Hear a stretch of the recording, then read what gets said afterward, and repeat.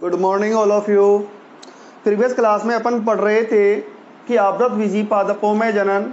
मैंने उनमें पिछली क्लासों में मैंने आपसे बात की थी, जो पुष्प होता है उसमें पुंकेसर होता है। पुंकेसर को अपन क्या कहते हैं?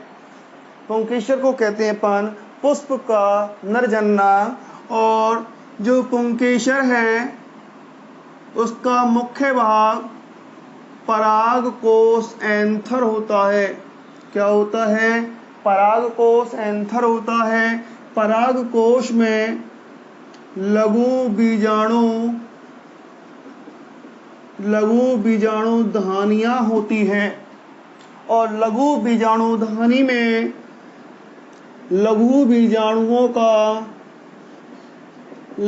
बीजाणु चतुष्कों का निर्माण होता है और इस क्रिया को कहते हैं अपन लघु बीजाणु जनन। क्या कहते हैं? लघु बीजाणु जनन। अब लघु बीजाणु चतुष्कों में से लघु बीजाणु अलग हो जाते हैं, उसे अपन लघु बीजाणु या क्या कहते हैं? पॉलन ग्रेन परागकण कहते हैं। क्या कहते हैं? परागकण कहते हैं। और परागकण अंकुरित होकर मेल गैमेटोफाइट का नर युग्मकोद्भिद का क्या करते हैं? निर्माण करते हैं। क्लियर? यहाँ तक अपन पढ़ चुके थे। जो नर युग्मकोद्भिद है वो 3 कोशिकीय है अंतिम अवस्था में, जिसमें 2 नर युग्मक होते हैं, एक कायिक कोशिका होती है। क्या होती है? कायिक कोशिका होती है। और ये सब किस में आ जाते हैं? पॉलन ट्यूब में आ जाते हैं। ठीक, आज बात करेंगे अपन पुष्प के मादा जन्नांग के बारे में, जायांग के बारे में। किसके बारे में? जायांग के बारे में। देखो, जो जायांग है ये जो पुष्प का क्या होता है? मादा जन्नांग होता है। गाइनोशियम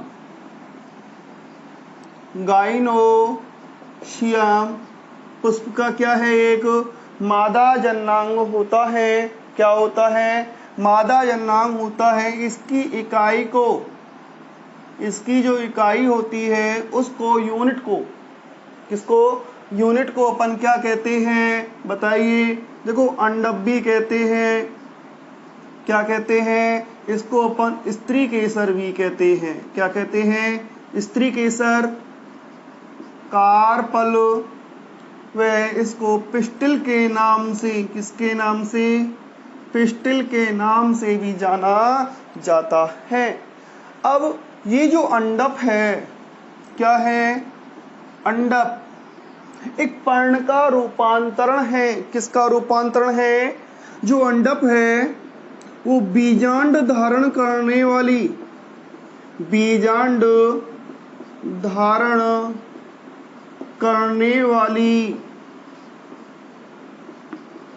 पर्णों का क्या है? रूपांतरण। क्या है?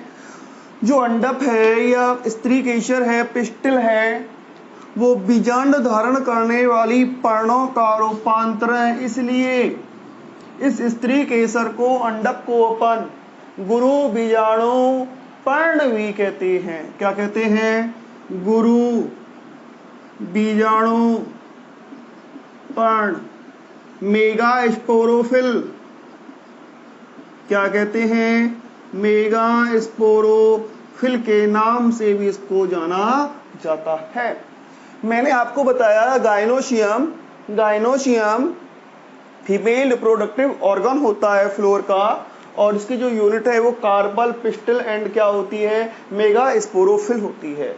जो कार्पल है वो उसमें गोल गोल रचनाएं पाई जाती हैं जिन्हें अपन कहते हैं ओव्यूल। क्या कहते हैं? और ये किसका रूपांतरण होती है? पर्ण का। ठीक है ना? बड़े बीजांडों का या बड़े बीजाणुओं को, बड़े आकार के बीजाणुओं को धारण करने वाली रचनाएं होती हैं, इसलिए इनको अपन क्या कहते हैं? गुरु बीजाणु पर्ण कहते हैं। क्या कहते हैं? गुरु बीजाणु पर्ण। अब देखो, जो गाइनोशियम है इसकी यूनिट बताई मैंने आपको, क्या? कार्पल। क्या बताई? कार्पल। अब इसमें दो स्थितियां बनती हैं। यदि अंडप या कार्पल, यदि अंडप की संख्या कितनी है? एक। क्या है? एक है, तो उसे अपन एक अंडपी कहते हैं। क्या कहते हैं? एक अंडपी। मोनोकार्पिलरी,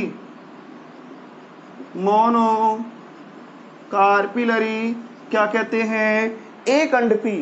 यदि जायांग में केवल क्या हो? एक अंडप हो, तो उसे एक अंडपी। अब एक से अधिक क्या हो ना, अंडप की संख्या क्या हो? अंडप की संख्या क्या हो? एक से अधिक। तो इस स्थिति को अपन क्या कहते हैं? बहुअंडपी कहते हैं। क्या कहते हैं? बहुअंडपी, पॉली कार्पिलरी। देखो, गायनोशियम में यदि एक अंडप है, क्या है?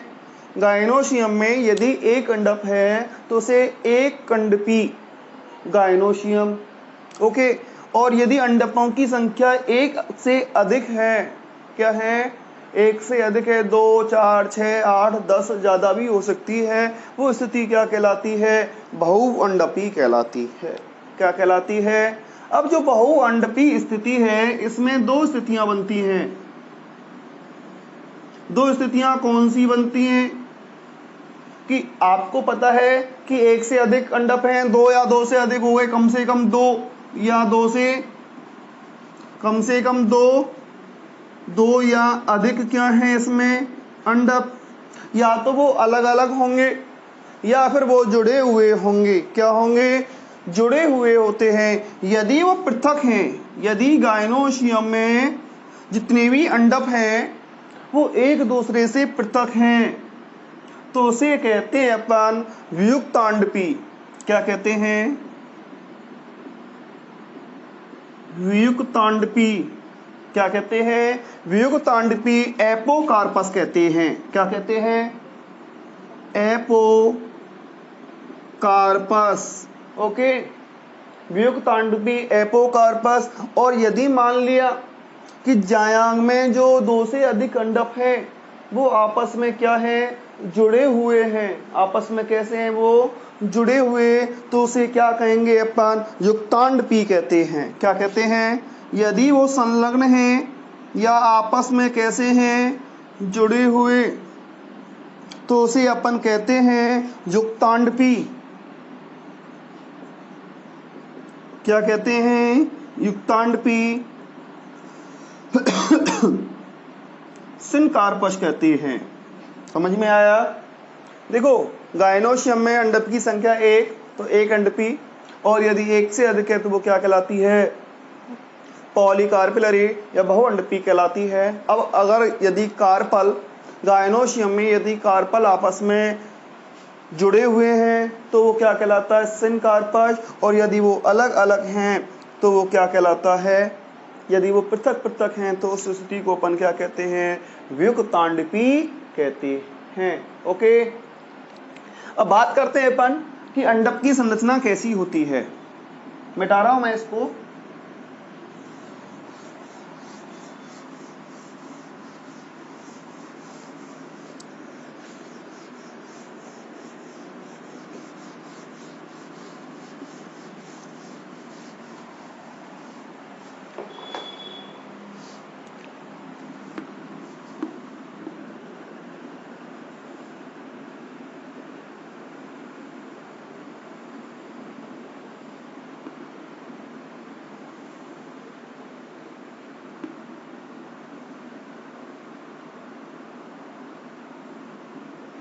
एक अंडप की संरचना है, किसकी है ये?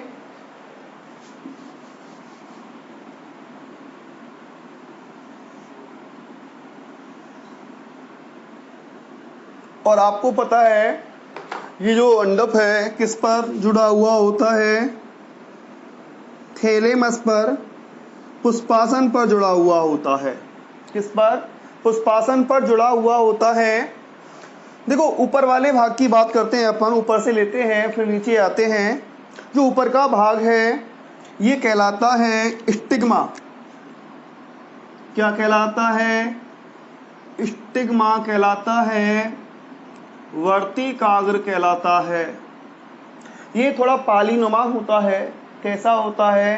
पालीनुमा, थोड़ा फैला हुआ चौड़ा होता है और इस पर छोटे छोटे रोम भी पाए जाते हैं। जो स्टिग्मा है इसका जो मुख्य कार्य होता है वो होता है कि परागण के समय पराग कणों को ग्रहण करना। कौन सी क्रिया के समय? पॉलिनेशन के दौरान परागण के समय पराग कणों को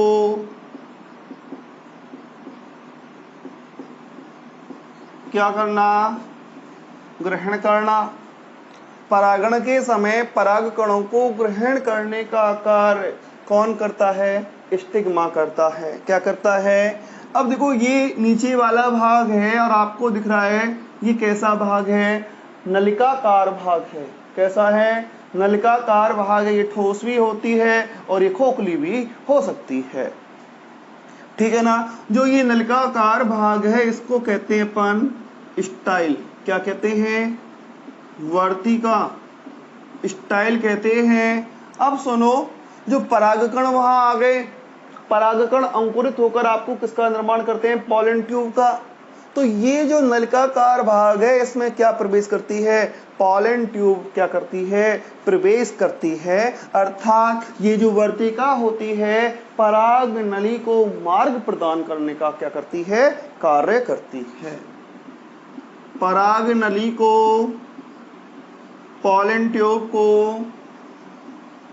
पॉलन ट्यूब को पथ प्रदान करना, पथ प्रदान करना। ठीक, ये तो किसका कार्य हो गया? स्टाइल का। किसका हो गया? स्टाइल का कार्य हो गया। अब बात करते हैं नीचे का जो आधारीय भाग है, जो थोड़ा फूला हुआ होता है और इसको कहते हैं अपन, क्या कहते हैं? ओवेरी। इसको क्या कहते हैं? अंडाशय कहते हैं। और ये कैसा है? पुष्पासन पर लगा हुआ आधारीय भाग है। कौन सा भाग है ये? आधारीय, फूला हुआ भाग है। और इसका जो कार्य होता है, क्या होता है? इसका जो कार्य होता है, देखो निषेचन के बाद ये ओवेरी फ्रूट में, फल में परिवर्तित होती है ना? और इसी के अंदर क्या होते हैं? बीज होते हैं। अर्थात इसका जो मुख्य कार्य है वो क्या है बेटा? फल व बीज का क्या करना? निर्माण करना। निषेचन की क्रिया भी किसमें होती है? ओवेरी में होती है। ठीक है। अब सुनो, इस ओवेरी में कुछ गोल या अंडाकार रचनाएं पाई जाती हैं। क्या होती हैं? गोल या अंडाकार क्या पाई जाती हैं? रचनाएं पाई जाती हैं। और इन अंडाकार रचनाओं को अपन, इन अंडाकार, गोल या अंडाकार क्या होती हैं? रचनाएं होती हैं। इनको अपन कहते हैं बीजांड। क्या कहते हैं? ओव्यूल कहते हैं। क्या कहते हैं? बीजांड, ओव्यूल कहते हैं। और इस बीजांड को अपन गुरु बीजाणुधानी भी कहते हैं। क्या कहते हैं? गुरु बीजाणुधानी। देखो ये पूरी क्या है? गुरु बीजाणु पर, और ये बीजांडों को धारण करती है, इसलिए इसको क्या कहते हैं अपन? इन रचनाओं को गुरु बीजाणुधानी मेगा स्पोरेंजिया कहते हैं। क्या कहते हैं इसको? Mega sporangia. समझ में आया? देखो पुष्पासन पर लगा हुआ आधारीय भाग अंडाशय कहलाता है, जो कि निषेचित होने के बाद, फर्टिलाइज होने के बाद फ्रूट एंड सीड का क्या करता है? निर्माण करता है। ठीक, इससे ऊपर का जो भाग होता है वो क्या होती है, जो नलिकाकार भाग होता है वो क्या होती है, स्टाइल होती है। और स्टाइल पराग नली को मार्ग प्रदान करती है, पथ प्रदान करती है। इस कार्पल का सबसे ऊपरी भाग जो मुक्त होता है वो थोड़ा पालीनुमा लोबनुमा होता है, चपटा होता है, और उसको क्या कहते हैं अपन, वर्तिकाग्र स्टिग्मा कहते हैं, जो कि पॉलिनेशन की क्रिया के दौरान, परागण की क्रिया के दौरान पॉलन ग्रेन को क्या करता है, ग्रहण करता है। ठीक, और ये जो ओवेरी होती है इसमें गोल या अंडाकार क्या होती हैं, रचनाएं होती हैं, जिन्हें अपन क्या कहते हैं, बीजांड कहते हैं। क्या कहते हैं, बीजांड कहते हैं। और बीजांड को क्या कहते हैं, गुरु बीजाणुधानी भी कहा जाता है। क्या कहा जाता है, गुरु बीजाणुधानी कहा जाता है। अर्थात जो सबसे मुख्य भाग है, जैसे कि अपन ने अभी पढ़ा था कि पुंकेसर का जो मुख्य भाग है वो परागकोश, परागकोश में किसका निर्माण होता है, लघु बीजाणुधानियों का। यहाँ पर सबसे मुख्य भाग है ओवेरी। एसेसरी भाग हैं, इनके बिना कुछ नहीं होगा, ये भी एसेसरी है, लेकिन मुख्य भाग क्या हुआ, इसका जो मुख्य भाग है वो क्या होता है बेटा, ओवेरी होता है। क्या होता है, ओवेरी होता है। और ओवेरी में क्या होती हैं, बीजांड होते हैं, जिन्हें अपन क्या कहते हैं, गुरु बीजाणुधानी कहते हैं। क्या कहते हैं, गुरु बीजाणुधानी कहते हैं। ठीक, अब बात करते हैं अपन किसके बारे में, गुरु बीजाणुधानी की संरचना के बारे में। इसे आप स्क्रीनशॉट ले लीजिए, मैं इसको फिर मिटा रहा हूं।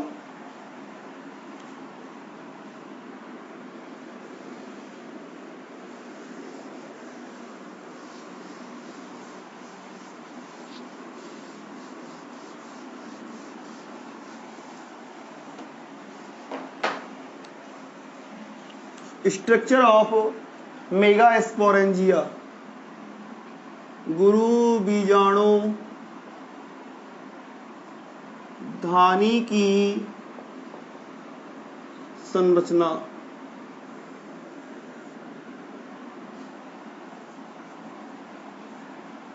Structure of megasporangia.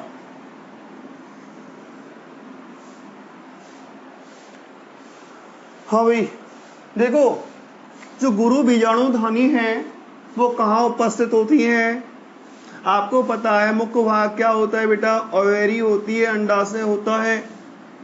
अंडाशय में क्या होते हैं, कार्पल अंडक होते हैं, स्त्री केसर या गुरु बीजाणु पर्ण होती है, और इस अंडक में क्या होता है, ओव्यूल होता है, या इसको अपन स्ट्रक्चर ऑफ ओव्यूल भी कह सकते हैं।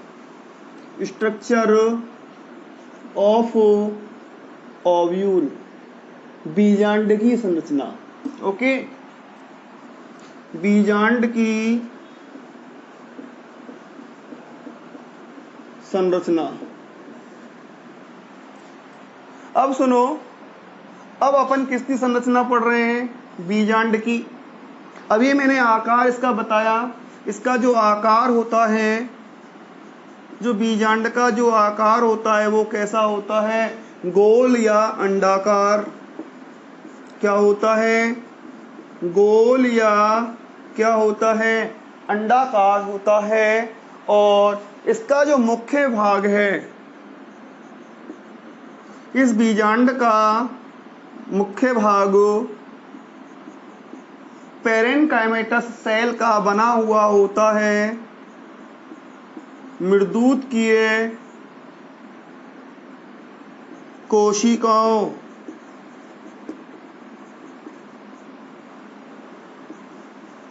पेरेनकाइमेटस सेल्स का बना होता है। किसका बना होता है, जो ओव्यूल है गोल या अंडाकार होता है, इसका जो मुख्य भाग है वो पेरेनकाइमेटस सेल का क्या होता है, बना हुआ होता है। अब सुनो, ये जो पेरेनकाइमेटस सेल हैं क्या है, ये जो पेरेनकाइमेटस सेल हैं इसे अपन ये जो मृदुकीय भाग बना हुआ है पेरेन्काइमेटस सेल के समूह को अपन क्या कहते हैं? बीजांडकाय कहते हैं। क्या कहते हैं? बीजांडकाय नेशुलस के नाम से इसको जाना जाता है। मैं आपको अब डायग्राम के द्वारा समझा रहा हूं। देखो एक रचना है ये, ओके, और इसमें एक और रचना होती है, उसके बारे में मैं बाद में बात करूंगा। इस प्रकार की एक और रचना होती है, और ये बीजांड का जो अधिकांश भाग है कौन सी कोशिकाओं का बना होता है? पेरेन्काइमेटस सेल्स का बना होता है, मृदुकीय कोशिकाओं का बना होता है। और इन मृदुकीय कोशिकाओं के समूह को अपन क्या कहते हैं? बीजांडकाय कहते हैं। क्या कहते हैं? नेशुलस बीजांडकाय इनको कहा जाता है।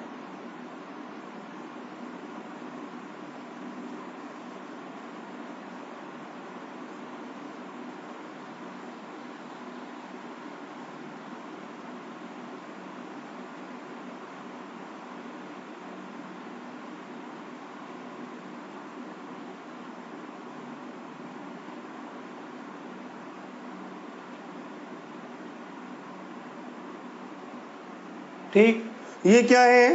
पेरेन्काइमेटस सेल है, और बीच में एक और रचना है, इसके बारे में मैं आपको बाद में बताऊंगा। अब सुनो, ये जो भाग है एक या दो आवरणों से घिरा हुआ होता है। किससे? या तो एक आवरण होगा या कितने आवरण होंगे? दो आवरण होते हैं। मैं बना रहा हूं यहां पर,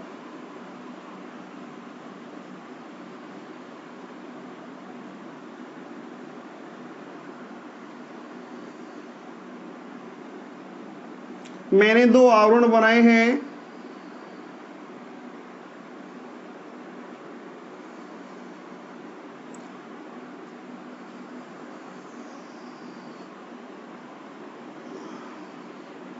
ठीक है बेटा, ये देखो, ये दो आवरण हैं वो कहलाते हैं अध्यावरण।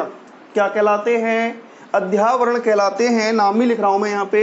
देखो ये जो वाला भाग है जो मृदुकीय कोशिकाओं का बना हुआ है वो क्या कहलाता है? बीजांडकाय कहलाता है। क्या कहलाता है? बीजांडकाय कहलाता है। अब ये दो अध्यावरण हैं, ये तो है बाह्य अध्यावरण, आउटर इंटेग्यूमेंट। क्या है? Outer integument. और ये अंदर वाला है, इसे अपन क्या कहते हैं? अंतः अध्यावरण कहते हैं। क्या कहते हैं? अंतः अध्यावरण कहते हैं। यदि एक अध्यावरण है तो उसे एक अध्यावरणीय बीजांड। किसके आधार पर? यदि एक क्या है बेटा? इंटेग्यूमेंट है, तो उसे अपन क्या कहेंगे? एक अध्यावरणीय बीजांड कहते हैं। क्या कहते हैं? यदि एक अध्यावरण है तो उसे एक अध्यावरणीय बीजांड। और यदि अध्यावरणों की संख्या कितनी है? दो, तो उसे क्या कहेंगे? बाइटैगमिक, द्वि अध्यावरणीय बीजांड कहते हैं। बाइटैगमिक द्विअध्यावरणीय, क्या उसको यूनिटैगमिक, इसको क्या कहते हैं? बाइटैगमिक। और ये दोनों के दोनों जो अध्यावरण हैं, जब ये बीजांड निषेचित हो जाता है तो किसका निर्माण करता है? बीज चोल का, बीजावरण का क्या करता है? निर्माण करता है।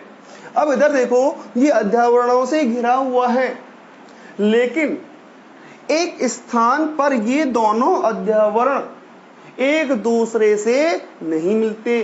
अर्थात इस मृदु बीजांडकाय को जो अध्यावरण होते हैं वो चारों तरफ से नहीं घेरते, और जिस स्थान से नहीं घेरते, अर्थात इस स्थान से आपस में ये नहीं जुड़ते, उसको कहते हैं अपन बीजांड द्वार। क्या कहते हैं? बीजांड द्वार। माइक्रो पाइल कहते हैं। क्या कहते हैं? बीजांड द्वार माइक्रोपाइल कहते हैं। ओके, अब सुनो, इस बीजांड में एक वृंतनुमा रचना होती है। क्या होती है? एक स्टेक लाइक रचना, एक वृंतनुमा रचना होती है जो कि बीजांडासन प्लेसेंटा से जुड़ा हुआ होता है। और इस वृंतनुमा रचना को अपन कहते हैं बीजांड वृंत, फ्यूनिकल। क्या कहते हैं? फ्यूनिकल बीजांड वृंत कहते हैं। बीजांड में एक वृंतनुमा रचना होती है जिससे वो प्लेसेंटा से या बीजांडासन से क्या होता है? जुड़ा हुआ होता है। वो क्या कहलाता है? बीजांड वृंत कहलाता है। क्या कहलाता है? बीजांड वृंत कहलाता है। जहां पर ये बीजांड और बीजांड वृंत जुड़ते हैं वो रचना कहलाती है नाविक हाइलम। क्या कहलाती है? जहां पर बीजांड वृंत व बीजांड जुड़ते हैं वो रचना क्या कहलाती है? नाविक या हाइलम कहलाती है। देखो, कुछ इस बीजांड वृंत में शीर्ष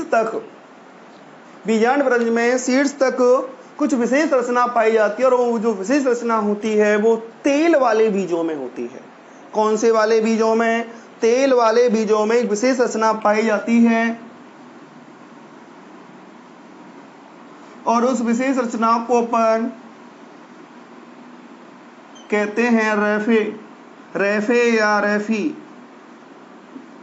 क्या कहते हैं? इसको कहते हैं रेफे। और ये जो रेफे होती है वो किसमें पाई जाती है? केवल और केवल किसमें? तेल वाले बीजों में। जैसे सरसों है, तिल है, मूंगफली है, उनमें क्या पाया जाता है? रेफे पाया जाता है। अब इस बीजांड का जो आधारीय भाग है ये कहलाता है निभाग। क्या कहलाता? ये वाला भाग बीजांड का जो आधारीय भाग है वो है निभाग। अब बात करते हैं अपन, जो मध्य में मैंने आपको छोड़ दिया था, ये जो रेड कलर का जो पूरा जो अंडाकार या जो थैलेनुमा रचना है बेटा, ये देखो, ये तो कहलाती है, क्या कहलाती है? रेफे। ठीक है ना? रेफे मैंने आपको बताया तेल वाले बीजों में पाई जाती है, जैसे मूंगफली है, अरंड है, ठीक है ना, तिल है, सरसों है, इनमें पाई जाती हैं। अब बात करते हैं इस रचना की। किसकी? इस रचना की बात करते हैं। ये जो रचना है अपनी, ये वाली रचना है बेटा, वो कहलाती है भ्रूण कोश। इसे अपन मादा युग्मकोद्भिद भी कहते हैं। क्या कहते हैं? मादा युग्मकोद्भिद, फीमेल गैमेटोफाइट, एम्ब्रियो शैक। अब ये जो मादा युग्मकोद्भिद है इसमें या कह सकते हैं कि जो एम्ब्रियो सैक है, इसमें बेटा जो न्यूक्लियस होते हैं, जो केंद्रक होते हैं, वो होते हैं 8। कितने होते हैं? 8। और इसमें जो सेल्स होती हैं वो टोटल सेल्स कितनी होती हैं? 7 होती हैं। देखो, इसके बारे में डिटेल से अपन जब मादा युग्मकोद्भिद की संरचना के बारे में पढ़ेंगे, मैं बताऊंगा आपको कि 8 केंद्रक कैसे बने और 7 कोशिकाओं का निर्माण कैसे होता है। अभी मैं आपको यहाँ पर केवल उनके नाम बता रहा हूँ। देखो, जो निभाग की ओर भ्रूण कोश में जो कोशिकाएं होती हैं, ये कहां पर है बेटा? निभाग की ओर। ये कहां पर है? बीजांड द्वार की ओर। नीचे बीजांड द्वार, तो बीजांड द्वार की ओर, ऊपर की ओर निभाग की ओर ना। जो निभाग की ओर हैं उन्हें कहते हैं अपन प्रतिमुखी या प्रतिव्यासांत कोशिका, एंटीपोडल सेल कहते हैं। इनकी संख्या कितनी है? 3 है। कितनी है बेटा? 3 है। और तीनों ही ये क्या होती हैं? अगुणित होती हैं। ठीक। जो बीच वाला है इसको अपन कहते हैं, देखो, कोशिका का नाम देते हैं जब तो उसको केंद्रीय कोशिका कहते हैं। वैसे से द्वितीयक केंद्रक या ध्रुवीय केंद्रक के नाम से भी जाना जाता है। किसके नाम से? ध्रुवीय केंद्रक या इसको सेकेंडरी न्यूक्लियस क्या कहते हैं, द्वितीयक केंद्रक कहते हैं, द्वितीयक केंद्रक। अब बात करते हैं जो बीजांड द्वार की ओर जो कोशिकाओं का समूह है, ये देखो, ये वाली जो बड़ी वाली है ये तो कहलाती है एग सेल, क्या कहलाती है, एग सेल। और ये जो अगल बगल की दोनों हैं ये कहलाती है बेटा सिनर्जिड सेल, सिनर्जिड सेल, सहायक कोशिका। एक अंड कोशिका, दो सहायक कोशिका मिलकर अंड समुच्चका, एग एपरेटस, अंड उपकरण या अंड समुच्चका क्या करती हैं, निर्माण करती हैं। ठीक, देखो ये जो एम्ब्रियो सैक है, जो भ्रूण कोश है, इसका निर्माण होता है बेटा सक्रिय गुरु बीजाणु से। और सक्रिय गुरु बीजाणु का जो निर्माण होता है वो गुरु बीजाणु जनन की क्रिया के द्वारा होता है। कहाँ पर होता है, गुरु बीजाणु धानी में होता है। ये पूरी रचना है गुरु बीजाणु धानी। और इसमें क्या हो रही है, गुरु बीजाणु जनन की क्रिया। तो गुरु बीजाणु का निर्माण होगा, जो गुरु बीजाणु है वो पोषण ग्रहण कर आकार में वृद्धि कर किसका निर्माण करता है, मादा युग्मकोद्भिद या एम्ब्रियो सैक का। फीमेल गैमेटोफाइट या एम्ब्रियो सैक का क्या करता है, निर्माण करता है। ठीक, इसमें केंद्रकों की संख्या 8 और कोशिकाओं की संख्या बेटा कितनी होती है, 7 होती है। जो ध्रुवीय केंद्रक है या केंद्रीय कोशिका होती है वो द्विगुणित होती है। अंड कोशिका अगुणित हैप्लॉइड, जो सिनर्जिड सेल है वो भी हैप्लॉइड होती है, अगुणित होती है। कैसी होती है, और प्रतिव्यासांत कोशिकाएं भी कैसी होती हैं, हैप्लॉइड होती हैं। लेकिन द्वितीय केंद्र, केंद्रीय कोशिका या ध्रुवीय केंद्र कैसा होता है बेटा, द्विगुणित होता है। इस प्रकार मैंने आपको एक प्रारूपिक बीजांड की संरचना बताई। बीजांड मीन्स गुरु बीजाणु धानी की संरचना ना। गुरु बीजाणु धानी की संरचना में बेटा बीजांड ग्रंथ है, नाभिक है, बीजांड द्वार है, भ्रूण कोश है। भ्रूण कोश में क्या है, प्रतिव्यासांत कोशिका, ध्रुवीय केंद्रक, अंड समुच्च, और अंड समुच्च में अंड कोशिका व सहायक कोशिका। इसके अलावा दो अध्यावरण हैं, एक तो बाह्य अध्यावरण और एक अंतः अध्यावरण। ये अध्यावरण जब ये बीजांड निषेचित हो जाता है तो बीज में, और अध्यावरण होते हैं बेटा वो बीज चोल में या बीजावरण में सीड कोट का क्या करते हैं, निर्माण करते हैं। ठीक है, आशा करता हूं कि आपको ये गुरु बीजाणु धानी की संरचना समझ में आ गई होगी। Thank you.